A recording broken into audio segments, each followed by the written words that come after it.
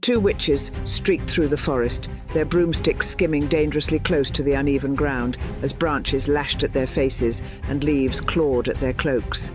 Malvaris led, cutting a jagged path through the dense undergrowth, her movements sharp and deliberate. She darted left, then right, zigzagging unpredictably to throw off any traceable trail. Verena followed close behind, mirroring her erratic movements as the shadowed paths grew narrower and more twisted. The forest pressed in on them, alive with hostility. Branches creaked like warning groans, and the wind hissed through the leaves like whispered threats. The chaotic path would delay Glinda, buying precious seconds that could make all the difference. Verena's voice growled from behind. "This is madness! We should fly! Put distance between us and her!" Malvaris slowed slightly, letting her broom fall in beside Verena's. "No!" she snapped. "We need time, not distance." "For what?" "To open the same portal Glinda did. That's how we escape her. She'll never know."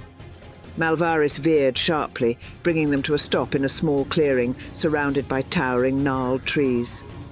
The canopy above was dense, sealing them in shadow. As they dismounted, the fighting trees stirred, their scowling faces twisting with rage. Gnarled limbs reached out, clawing at the air. The witches stayed clear. Getting free would be easy enough, but it would cost precious seconds they don't have to spare. Malvaris moved swiftly, the enchanted eye pulsing in her grasp, as she began weaving the same intricate patterns she had watched Glinda conjure moments before, her fingers moving with precision and speed. The air around them thickened, alive with the faint crackle of forming magic. Each word she muttered under her breath carried weight, binding the spell tighter with every syllable. A thread of the spell resisted her, unraveling as quickly as she bound it. She wove it again, only for it to slip apart once more. Slowing her movements, Malvaris focused intently, her wand tracing each line with deliberate precision as she carefully mimicked the weaving Glinda had performed earlier. This time, the thread held, but the pattern was subtly different from what she had witnessed.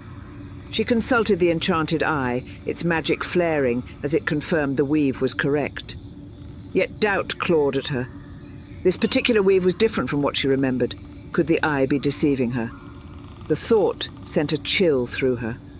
Could some fragment of the Wicked Witch of the West still linger within, twisting the spell to its own ends? There was no time to follow this disturbing thought to its answer. She kept her focus on the delicate weavings. "Open it already!" Verena snapped.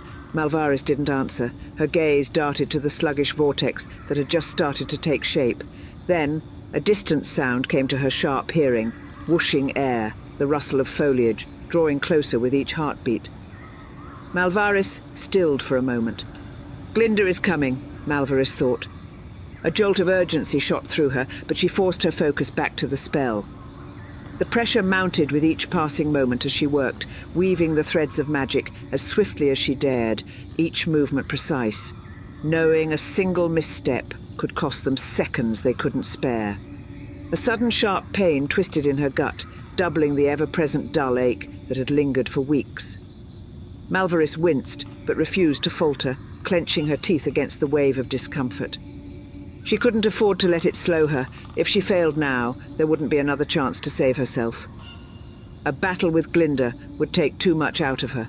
The rot would claim her before she could recover and try opening the portal again. Assuming she and Verena could even defeat the Good Witch in her own lands, where her magic was at its peak. "Faster, Malvaris!" Verena snapped, her tone taut with barely restrained fury. "If Glinda blocks us from catching the girl, I'll be denied justice for Zoris. I'll not have that." "Quiet, you fool!" Malvaris snapped. Her wand moved with sharp precision, pulling the threads of magic into place as the portal began to solidify. Verena's words lingered at the edge of her mind. Justice for Zoris, but not Dracana.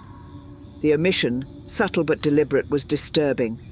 The portal snapped into solid shape with a crackling hum, ready to be traversed. Verena said, peering at the shimmering portal, "It looks different from Glinda's. You've made a mistake, I wager." Malvaris said, "I haven't." The eye guided me. Verena stepped closer, her amber eyes narrowing at the streaks of black swirling within the light. "It's a bit smaller, darker." Malvaris said, "Would you rather we wait to fight the most powerful witch in Oz?" In her stronghold, no less. Verena's gaze darted to the forest, where the whoosh of air and rustling foliage had grown so loud that even she could hear it now. Glinda would be upon them in fewer seconds than they had fingers, and both knew it. As they bolted toward the portal, Verena growled, "Burn you, sister, if you've made a mistake." The vortex hurled them out with a shriek of twisting air, depositing Malvaris and Verena onto a hard, uneven surface that grated underfoot. Malvaris stumbled, clutching her broomstick for balance as she glanced down.